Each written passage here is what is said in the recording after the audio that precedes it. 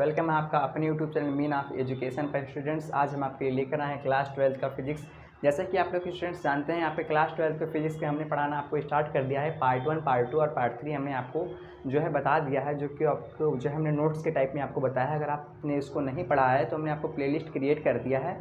आप जाके प्लेलिस्ट में अच्छे से पार्ट 1, पार्ट 2 और पार्ट 3 को पढ़ लीजिए, देन उसके बाद में आप इसको पढ़िए, जिससे कि आपको अच्छे तरीके से समझ में आने वाला है। अगर आप बिना उसको पढ़े अगर आप इसको पढ़ने का ट्राई करते हैं तो मतलब आपको कठिनाई होगी इसको समझने में। जिस भी स्टूडेंट्स ने नहीं पढ़ा है जो टॉपिक जिसका इसके पहले का, तो वो जाकर प्लीज़ पढ़ ले, तभी आपको अच्छे तरीके से ये टॉपिक्स आपको क्लियर होने वाली हैं। ठीक है स्टूडेंट्स, तो बिना टाइम को लॉस किए हम स्टार्ट करते हैं। आपका जो है अगला टॉपिक क्या है, निरक्षीय स्थिति में वैद्युत क्षेत्र की तीव्रता वैद्युत द्विध्रुव आघूर्ण के कारण। निरक्षीय स्थिति में वैद्युत क्षेत्र की तीव्रता वैद्युत द्विध्रुव आघूर्ण के कारण। तो जैसा कि आप लोग जानते हैं, सबसे पहले हमने अच्छी स्थिति में पढ़ा है और इसके पहले हमने क्या पढ़ा है, बिंदु आविष्कार तीव्रता हमने पहले निकालना सीखा है। ठीक है, तो जिस भी स्टूडेंट्स को मतलब नहीं आता है वह डेरिवेशन, वो प्लीज़ जाकर सीख ले। ठीक है, चलिए देखते हैं कि ये हमारा निरक्षीय स्थिति में कैसे होता है। जैसा कि आप लोग जानते हैं कि अच्छी स्थिति में जैसे था कि हमने एक वैद्युत द्विध्रुव आघूर्ण लिया था, वैद्युत द्विध्रुव लिया था। तो वैद्युत द्विध्रुव हमने क्या लिया था, वैद्युत द्विध्रुव क्या होता है, तो वैद्युत द्विध्रुव की परिभाषा आपको पता होगी कि एक क्या होता है, बिंदु होता है, बिंदु ए बी होते हैं और जिससे माइनस की तथा प्लस की आवेश क्रमशः स्थित होते हैं तथा जिनके बीच की दूरी क्या होती है, 2l होती है। इस प्रकार से निर्मित निकाय को वैद्युत द्विध्रुव बोलते हैं। अगर आपको हम परिभाषा के तौर पर बताएं तो क्या, समान परिमाण किंतु विपरीत आवेश, समान परिमाण किंतु विपरीत आवेश एक दूसरे से अति अल्प दूरी 2l पर स्थित हो, तो इस प्रकार से निर्मित निकाय को वैद्युत द्विध्रुव कहते हैं। इस प्रकार से निर्मित निकाय को वैद्युत द्विध्रुव कहते हैं। चलिए देखते हैं। अब सबसे पहले हमने एक वैद्युत द्विध्रुव ले लिया है जिसका बिंदु ए बी है और जिस पर माइनस की तथा प्लस की आवेश एक समान रूप से वितरित हैं तथा जिनके मध्य की दूरी 2l है और ओ है, जिनका मध्य बिंदु क्या है, ओ है, इनकी मध्य बिंदु क्या है, ओ है। अब देखिए टोटल दूरी कितनी है इसकी, 2l है और इसका मध्य बिंदु ओ, यानी कि मध्य बिंदु का कहने का तात्पर्य क्या है, आधा, यानी आधा वाला भाग। तो जब 2l इधर है तो आधा लेंगे तो ये l इधर हो जाएगा, l इधर हो जाएगा, टोटल दूरी 2l हो जाएगी। ठीक है, इससे कितनी दूरी पर, इससे r दूरी पर एक बिंदु क्या है, P स्थित है, जहां पर हमको वैद्युत क्षेत्र की तीव्रता की गणना करनी है। प्लस की आवेशकांड तीव्रता आपकी E1 है, माइनस की आवेशकांड आपकी तीव्रता E2 है। क्या, प्लस की आवेशकांड तीव्रता आपकी E1 है, माइनस की आवेशकांड तीव्रता आपकी E2 है। ठीक है, चलिए तो हमको एक एक तीव्रता हमको बिंदु पर नहीं याद करनी है, हमको क्या है, परिणामी तीव्रता चाहिए, यानी टोटल तीव्रता चाहिए। तो क्या करेंगे, इन तीव्रताओं का योग कर देंगे तो हमको टोटल तीव्रता यहाँ पर ई जो आपकी है, कैपिटल ई जो है आपकी, ये मिल जाएगी। ई कैपिटल ई क्या होती है, तीव्रता होती है। हमने तीव्रता आपको जब बताया है। ठीक है, तो इस चित्र को हम थोड़ा यहाँ पर समझने का कोशिश करते हैं, क्योंकि यहाँ पर आपको अच्छी तरीके से समझ में नहीं आना। यही वाला चित्र है E1 और कह सकते हैं ई, जो का यही वाला है चित्र। तो सबसे पहले हमने आपको जो ये वाला लाइन था, ये वाला लाइन थोड़ा सा आगे चला गया है यहाँ पर, ये वाला लाइन हमने थोड़ा सा आगे कर दिया, यही वाला लाइन हमने यहाँ पर लिया है। ठीक है, ये E1 है तो यहाँ पर ये E1 हो गया, ये E2 है, यहाँ पर ये E2 हो गया और ये परिणामी तीव्रता E है, ये परिणामी तीव्रता यहाँ पर E हो गया। ठीक है, तो सबसे पहले जैसे कि आप लोग कॉस और साइन देखकर डर रहे होंगे, तो कॉस और साइन देखकर आपको डरना नहीं है। आपको कैसे आया है, ये यहाँ पर आया है वेक्टर एनालिसिस से, सदिश विश्लेषण आपने पढ़ा होगा कक्षा 11 में। अगर आपने नहीं पढ़ा है तो एक वीडियो हम आपको प्रोवाइड करा देंगे सदिश विश्लेषण का, क्योंकि आपकी जो आपका कह सकते हैं जो फिजिक्स वाली मैथ होती है, फिजिक्स वाली मैथ कैलकुलेशन जिसे हम कहते हैं, बहुत सारे स्टूडेंट्स का कैलकुलेशन बहुत ही वीक होता है, जिसके कारण उनको फिजिक्स भी अच्छे तरीके से समझ में नहीं आती है। वे थ्योरी तो अच्छे से रट लेंगे, पढ़ लेंगे, समझ लेंगे, लेकिन जब बात आती है न्यूमेरिकल की तो उनसे न्यूमेरिकल सॉल्व नहीं होते हैं। तो इस प्रकार के जो आपको समस्या होती हैं उनको हम अच्छे तरीके से सॉल्व करा देंगे। एक आपको जो क्लास टूल कहते हैं, टूल बॉक्स कह सकते हैं, कि फिजिक्स के वो टूल रहेंगे। यानी अगर आप जैसे कि आपका इंटीग्रेशन हो गया और ये डिफरेंशिएशन हो गया और ये थोड़ा मोड़ा गुणा भाग जोड़ घटाव, आपको तो इतना अगर आपको आता है अच्छे तरीके से, तो आप फिजिक्स का जो कोई भी न्यूमेरिकल आप अच्छे से कर सकते हैं। चलिए देखते हैं। तो क्या हो जाएगा, जिधर ये कोण बन रहा है, इधर कोण बन रहा है तो इसके ये क्या हो गया, कॉस हो गया। जिधर कोण बनता है उधर कॉस, आप इतने याद रखिए, जिधर कोण बनता है उधर कॉस, उसके लंबवत साइन, जिधर कोण बने उधर कॉस, उसके लंबवत साइन। E1 कॉस थीटा हो गया। इसी प्रकार से इसी ओर मैंने, हाँ मतलब कि इसी के अंडर में आ रहा है, तो ये जैसे E1 ये है, ऐसे ही E1 ये हो जाएगा। ये लंबवत है इसीलिए साइन थीटा हो जाएगा। और अगर नीचे की बात करते हैं तो ये हो जाएगा E2 कॉस थीटा, तो इसी प्रकार से ये E2 साइन थीटा हो जाएगा। क्यों हो जाएगा, क्योंकि ये लंबवत है। आप लोग एक चीज़ देख रहे होंगे, आप लोगों ने ये देखा होगा कि ये जो इसकी जो कह सकते हैं दिशा है, डायरेक्शन, इसकी ऊपर की ओर है, इसकी नीचे की ओर है, और इसके डायरेक्शन अगर अपोजिट है तो एक दूसरे क्या कर देंगे, खत्म कर देंगे, नष्ट कर देंगे, डिस्ट्रॉय कर देंगे। ठीक, यानी कि समझ लीजिए इतना आपका पार्ट खत्म। क्या, खत्म नहीं करना है आपको, बस मान लेना है कि इतना पार्ट नहीं है। अब सॉल्व आपको कितना करना है, सॉल्व आपको बस इतना पार्ट करना है। और देख सकते हैं आप, जैसे E1 कॉस थीटा है, E2 कॉस थीटा, हमको टोटल तीव्रता चाहिए, तो E बराबर क्या हो जाएगा, E1 cos theta plus E2 cos theta. बस सिंपली आपको इतना समझ लेना है। ठीक है, क्या करना है आपको, चित्र आपने अच्छे तरीके से समझ लिया है। क्या है, एक वैल्यू द्विध्रुव आघूर्ण है और जिसका मध्य बिंदु O है। मध्य बिंदु O से r दूरी पर एक बिंदु P स्थित है। प्लस की आवर्त कारण तीव्रता E1, माइनस की आवर्त कारण तीव्रता आपकी E2 है। टोटल तीव्रता आपकी यानी कि परिणामी तीव्रता E है। ठीक है, इतना आपको अच्छे तरीके से जान लेना है। ये आपका रचना में आप लिख सकते हैं। रचना में पहले आपको 2-4 लाइन 5 लाइन ऐसे लिख देना है, फिर आपको जो कह सकते हैं जो कह सकते हैं आपका डेरिवेशन जो होने वाला है वो आपको करना है। ठीक है, चलिए, तो हमें ये वाली दूरी पता है, ये वाली दूरी पता है, परंतु हमें ये वाली दूरी नहीं पता है। ये हम सॉल्व करेंगे तो इसकी हमें ज़रूरत पड़ेगी, ये दूरी हमको निकालना पड़ेगा। तो सबसे पहले आपको क्या करना है, सबसे पहले आपको एक चीज़ देखना है कि कॉस थीटा आपको पता है, कॉस थीटा है यहाँ पर, तो कॉस थीटा यहाँ पर भी तो अप्लाई कर देते हैं। तो कॉस थीटा आपको बराबर क्या होता है, कॉस थीटा आपने त्रिकोणमितीय फलन आपने पढ़ा होगा, कक्षा 10 से आप पढ़ते आ रहे हैं कह सकते हैं। तो त्रिकोणमितीय फलन क्या होता है, ये होता है आपका आधार और ये बटे में क्या होता है, कर्ण होता है। क्या होता है, आधार बटे कर्ण होता है। आप सभी को लोगों को पता होगा क्या होता है, आधार बटे कर्ण होता है। तो आधार इसमें क्या है, आधार आपका यल है और क्या कह सकते हैं, और ये क्या है, ये क्या है आपका, ये आर है। ठीक है, तो हमको सिंपली सबको पाइथागोरस प्रमेय हमको यहाँ पर अप्लाई करना होगा। तो पाइथागोरस प्रमेय आपको पता है क्या होता है, पाइथागोरस प्रमेय आपका होता है कर्ण का वर्ग बराबर होता है लंब का वर्ग प्लस में आधार का वर्ग। ठीक है, तो आप कह सकते हैं लंब किस इसमें कौन है, लंब है इसमें आर लिख देते हैं, और इसमें आपका आधार क्या है, एल है, प्लस में ये स्क्वायर है ना, इसका स्क्वायर कर देते हैं। एल क्या है, ये एल है, इसका आधार, स्क्वायर कर देते हैं। चलिए, ये के स्क्वायर बराबर हो गया। अब के अगर हम वैल्यू के की वैल्यू डिफाइन करते हैं, स्क्वायर को उधर अगर हम भेज देते हैं तो क्या हो जाता है कि आर स्क्वायर और ये प्लस में क्या होता है, एल का स्क्वायर। ठीक है, एल का स्क्वायर, इसे आप स्मॉल कर लीजिए क्योंकि यहाँ पे स्मॉल। ठीक है, एल का स्क्वायर, इतना आपको पता चल गया ना। ये कि इसकी वैल्यू कितनी हो गई, ये रूट में हो जाएगा आर स्क्वायर और ये प्लस में क्या हो जाएगा, एल स्क्वायर। ठीक, प्लस में एल स्क्वायर, इतना आपको समझ में आ गया। चलिए, अब हम क्या लिखेंगे, परिणामी तीव्रता हमको क्या करनी है, तो हम लिखेंगे परिणामी तीव्रता। हम कैसे याद करेंगे, तो हम लिखेंगे क्या, लिखेंगे हम परिणामी तीव्रता, परिणामी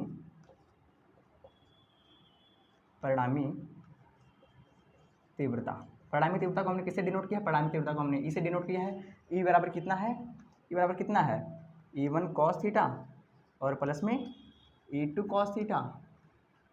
डेरिवेशन में बहुत सारे छात्रों को दिक्कत होती है। क्यों दिक्कत होती है, क्योंकि वो अच्छे तरीके से या तो उनको कैलकुलेशन नहीं आती, कैलकुलेशन उनको वीक है, और या फिर क्या होता है कि वो ध्यान नहीं देते हैं। क्योंकि जो आपका डेरिवेशन होता है स्टूडेंट्स, आपको 1 2 बार 4 बार 3 बार ट्राई करना होता है। आप अभी तो आपको समझ में आ जाएगा, अच्छे तरीके से हम समझाएंगे, उसके बाद आप भूल जाएंगे। क्यों भूल जाएंगे, कि आप उस पर कह सकते हैं आप इससे एक्सरसाइज नहीं करते। ठीक है, चलिए, आपका E1 आपको पता है बिंदु आवेश के कारण वैद्युत क्षेत्र की तीव्रता का हमने व्यंजक निकाला था। तो बिंदु आवेश के कारण वैद्युत क्षेत्र की तीव्रता का व्यंजक क्या निकला था, बिंदु आवेश के कारण कितना निकला था, E इज इक्वल टू बिंदु आवेश के कारण E is equal to 1/4 pi epsilon naught Q upon R square. हमने आपको पार्ट 3 में ये कराया है, पार्ट 3 में नहीं, पार्ट 2 में हमने ये कराया है डेरिवेशन। आप जाकर वहाँ से अच्छे तरीके से देख लीजिए। अगर आपको पहले से पता है, आपने कर रखा है, तो अच्छी बात है। ठीक है, आप इसे नोट कर लीजिए। इसी पर हमारा जो है ये कह सकते हैं डेरिवेशन सॉल्व होने वाला है। ठीक, चलिए देखते हैं अब क्या है। इसी पर हमने क्या है, इस पर हम रखेंगे, इस फॉर्मूले को रखेंगे। तो पहले हम E1 की वैल्यू डिफाइन कर लेते हैं। E1 इज इक्वल टू क्या हो जाएगा, 1/4 पाई एप्सिलॉन नॉट, और ये क्या हो जाएगा, माइनस की हो जाएगा। E1 क्या है, प्लस, E1 किसके कारण, प्लस के कारण, ये प्लस की हो जाएगा, प्लस क्यू, और ये आर स्क्वायर बोल रहा है, आर स्क्वायर यानी इनकी दूरी का स्क्वायर। तो दूरी कितनी है इनके बीच की दूरी, इनके बीच की दूरी, तीव्रता प्लस के कारण तीव्रता कितनी दूरी है, R square plus L square, ये भी रूट में क्या है, आर स्क्वायर और ये प्लस में एल स्क्वायर, वो भी रूट में। ये टोटल आपका आर है, तो इसका हम क्या कर देंगे, होल स्क्वायर कर देंगे। ठीक, ये E1 आपका हो गया। इसी प्रकार से हम क्या करेंगे, E2 ज्ञात करेंगे। तो E2 क्या हो जाएगा, E2 इज इक्वल टू हो जाएगा 1/4 पाई एप्सिलॉन नॉट। ये तो इतना कॉमन ही है, मतलब एक ही जैसा ही है। और ये माइनस क्यों हो जाएगा, वो प्लस क्यों था, तो ये माइनस क्यों हो जाएगा, अपान में क्या हो जाएगा, इसकी देखिए दूरी आपकी, देखिए ये और ये आपस में बराबर है, यानी दूरी कितनी हो जाएगी, दूरी इन दोनों की सेम हो जाएगी। ठीक है, आर स्क्वायर और ये प्लस में क्या हो जाएगी, एल स्क्वायर। ठीक है, और ये भी रूट में रहेगा, और इसके टोटल का क्या होगा, होल स्क्वायर होगा। ठीक है, आपको E1 पता चल गया, आपको E2 पता चल गया। आप क्या करना है, सिंपली इसमें आपको वैल्यू पुटअप कर देना है। तो वैल्यू पुटअप कर देंगे। चलिए, हम वैल्यू पुटअप करके देखते हैं क्या होता है। ठीक है, यानी टोटल ये दूरी ये क्या हो जाएगा, तीव्रता, टोटल तीव्रता E बराबर हो जाएगा, E1 की वैल्यू लिखिए, E1 की वैल्यू लिखिए 1/4 pi epsilon not plus Q upon में। अब देखिए स्क्वायर है ना, रूट का स्क्वायर कर देंगे तो ये क्या हो जाएगा, रूट कैंसिल हो जाएगा, स्क्वायर से रूट कैंसिल हो जाएगा। ठीक है, तो हो जाएगा आर स्क्वायर और ये प्लस में क्या हो जाएगा, एल स्क्वायर, और क्या हो जाएगा, और ये प्लस है। देखिए कॉस थीटा आप देख रहे हैं, तो कॉस थीटा आप चाहे तो रख सकते हैं। चलिए, कॉस थीटा भी हम ले चलते हैं, नहीं आप लोग बोलेंगे भी कॉस थीटा कहाँ गया। चलिए, E2 की वैल्यू पुटअप कीजिए, E2 की वैल्यू देख लीजिए 1/4 pi epsilon not, 4 pi epsilon naught और ये माइनस क्यू और अपान में इसका भी वही होगा ना, ये रूट जो है आपका स्क्वायर से कैंसिल हो जाएगा, आर स्क्वायर और ये प्लस में क्या हो जाएगा एल स्क्वायर। ठीक, इतना आपको समझ में आया। और ये हो जाएगा कॉस थीटा। बस करना है आपको इतने इक्वेशन को आपको इस तरीके से सॉल्व कर लेना है। इक्वेशन सॉल्व, आपका आंसर यानी डेरिवेशन का जो एग्जाम आंसर हो जाएगा वो आपका आ जाएगा। ठीक है, और इसको अच्छे तरीके से आप सॉल्व कर सकते हैं, हम कर रहे हैं, आपको ऐसे करना है, सीख लीजिए। देखिए 1/4 पाई एप्सिलॉन नॉट, ठीक है, 1/4 पाई एप्सिलॉन नॉट। अब क्या है 1/4 पाई एप्सिलॉन नॉट इसमें कॉमन, 1/4 पाई एप्सिलॉन नॉट इसमें कॉमन है, क्यू इसमें कॉमन है, क्यू इसमें कॉमन है, आर इसका इसमें, यानी क्या दिख रहा है हमको कि टोटल तो हमें एक ही तरह का तो दिख रहा है। क्या टोटल हमें एक ही तरह का दिख रहा है। सिंपली बस चिन्ह का हेर फेर है, इसे आप नज़रअंदाज कर सकते हैं। चिन्ह अभी के लिए मान लीजिए परिमाण हमको लेना है तो परिमाण मान लेते हैं, तो चिन्ह नहीं है। ठीक है, सिंपली हमको क्या लिखना है आर स्क्वायर और प्लस में एल स्क्वायर। अगर इसे हम 2 से गुणा करा दें, देखिए पहले हमने एक पद को लिखा, उसके बाद 2 से गुणा करा दें तो ये हो जाएगा ना, दोनों एक ही जैसे तो है, 2 से गुणा करा देंगे तो दोनों हो जाएगा। ठीक है, और इसके बाद कॉस थीटा आपको बचा है, कॉस थीटा दोनों में था ना, तो कॉस थीटा भी हमने लिख लिया, सिंपल कॉस थीटा हमने लिख लिया। फिर हमने क्या किया 1/4 पाई एप्सिलॉन नॉट और क्यू अपान आर स्क्वायर और ये प्लस में एल स्क्वायर। उसके बाद में क्या है, ये इंटू में 2 ऐसे लिखा है, लिखा रहने दीजिए। कॉस थीटा बराबर क्या होता है, आधार बटे कर्ण होता है। ठीक है, आधार बटे कर्ण, आधार कितना है देख लीजिए, आधार कितना है एल है, चलिए आधार एल हो गया। अपान में कर्ण बोला है, कर्ण कर्ण यही वाला है, देखिए इधर से लीजिए चाहे इधर से लीजिए, कर्ण क्या हो जाएगा रूट में आर स्क्वायर और प्लस में एल स्क्वायर। इसका नहीं कि इसका भी हटा देंगे, रूट नहीं हटेगा क्योंकि इसका वर्ग नहीं है। ठीक है, इतना समझ में आया। अब आप लोगों ने एक चीज़ पढ़ा होगा, क्या पढ़ा होगा, हमने आपको वैद्युत द्विध्रुव आघूर्ण पढ़ाया था, पी पढ़ाया था, पी से उसे व्यक्त करते हैं वैद्युत द्विध्रुव आघूर्ण को। चलिए लिख रहे हैं 1/4 पाई एप्सिलॉन नोट करते चलिए आप लोग साथ में, और ये क्या हो जाएगा, देखिए क्या होता है वैद्युत द्विध्रुव आघूर्ण, आपको हमने बताया था P = Q × 2L। जिन्होंने नहीं पढ़ा है प्लीज़ आप लोग जाकर पढ़ लीजिए, तभी आपको अच्छे तरीके से समझ में आने वाला है। P = Q × 2L होता है, यानी कि Q × 2L, Q2L के स्थान पर हम क्या लिख सकते हैं, P लिख सकते हैं। Q2L के स्थान पर हम क्या लिख सकते हैं, P लिख सकते हैं। यहाँ पर हम P लिख दिए, समझ में आया ना। P = Q × 2L हमने आपको पीछे पढ़ा के रखा है, इसीलिए हम Q2L की जगह पर हम P रख देंगे।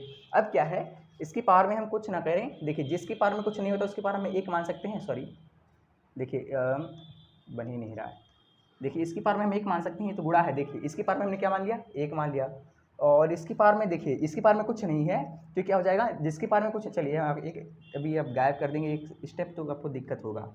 चलिए आर स्क्वायर प्लस में एल स्क्वायर और इसकी पावर में 1 और फिर इंटू ये आपका चला गया ना, Q × 2L के हिसाब से मैंने P रख दिया। ठीक, ये हो जाएगा L नहीं होगा 1 होगा, क्योंकि आपने Q × 2L की जगह पर रखा 1/, और देखिए ये हो जाएगा आर स्क्वायर और ये प्लस में एल स्क्वायर, और इसकी पावर में कितना हो जाएगा 1/2। रूट का मतलब क्या होता है 1/2, रूट का मतलब क्या 1/2। चलिए अब इसे हम आगे सॉल्व करते हैं, इसे हमको इरेज करना पड़ेगा, चलिए हमको इरेज करते हैं इसको। चलिए आई होप आप लोगों को अच्छे तरीके से समझ में आ रहा होगा। अगर आपको अच्छे तरीके से समझ में नहीं आ रहा है तो आप वीडियो को थोड़ा सा बैक कर दीजिए और अगेन देखिए, आपको अच्छे तरीके से समझ में आएगा। ठीक है, इतना हमने किया, इतना आप लोगों ने कर लिया। ठीक है, अब इसको हम आगे करते हैं, इसको हम आगे यहाँ पे करते हैं। ठीक है, क्या हो जाएगा E = है ना टोटल, E = है total, E = 1/4 pi epsilon not.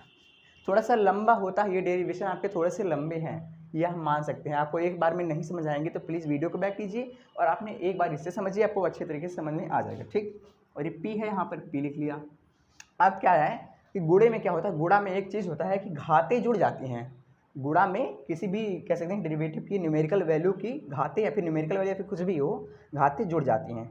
तो 1 और 1/2 जोड़ के ट्राई कीजिए, कितना होता है 1 और 1 + 1/2, 2 कितने 2 कितना हो जाएगा, 2 कितने 2 + 1/2 यानी कितना हो जाएगा 3/2। हमने जोड़ के दिखा दिया क्योंकि बहुत लोगों को इसमें भी प्रॉब्लम होती है, बहुत सारे स्टूडेंट्स को इसमें प्रॉब्लम होगी। अभी हम डायरेक्ट लिख देना कि 1 + 1/2 = 3/2, तो उनको भी उसमें भी समझ में नहीं आएगा कि कैसे 3/2 हो गया। चलिए हमने सॉल्व करके दिखा दिया। ठीक है, 3/2 यानी इसकी पावर में क्या लिख सकते हैं कि आर स्क्वायर और प्लस में एल स्क्वायर की पावर एल स्क्वायर, इसकी पावर में क्या लिख जाएंगे 3/2 लिख देंगे।